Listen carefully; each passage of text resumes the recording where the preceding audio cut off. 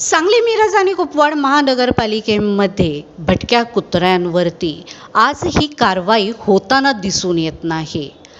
प्रत्येक ठिकाणी बघितले तर रस्त्यावरती जनावरे अशीच मोकाट फिरताना दिसत आहेत. यामध्ये गाई, म्हशी, कुत्री यांचा वावर हा मोठ्या प्रमाणामध्ये दिसून येत आहे. सगळ्यात जास्त दिसून येतात ती कुत्री. कित्येकदा मनुष्यांच्या अंगावरती जातात, म्हणून महापालिकेमध्ये अनेकांनी याबाबत तक्रारी केलेल्या आहेत. पण अशा कुत्र्यांच्या वरती महापालिकेकडून नसबंदी करण्याबद्दल महापालिका उदासीन दिसून येत आहे. अशीच भटकी कुत्री सांगलीमधील रमामाता नगर या परिसरामध्ये दिसून येतात. अशाच एका कुत्र्याला साधारण 6 ते 7 कुत्र्याची पिल्ली जन्माला आलेली आहेत.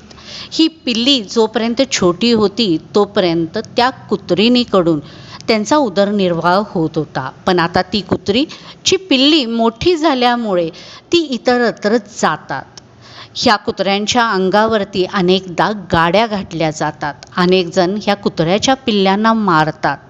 ह्या पिल्ल्यांना अन्न मिळत नाही म्हणून ही पिल्ली इतरत्र कोणाच्या अंगणात जातात. त्यामुळे त्या अंगणात गेल्यामुळे अनेक जण ह्या पिल्ल्यांना मारताना दिसत आहेत.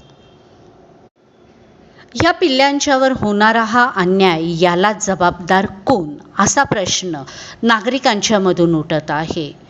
या कुत्र्याची पहिला जर नसबंदी महापालिकेकडून करण्यात आली असती तर ही पिल्ली जन्मालाच आली नसती.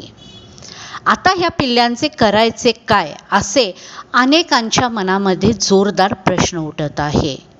ज्यांच्या चुकीमुळे ही पिल्ली जन्माला आली, ह्यांनीच ह्या पिल्ल्यांचे करायचे काय, ह्या प्रश्नाचे उत्तर द्यावे, असे नागरिकांच्याकडून महापालिकेला विनंती आहे.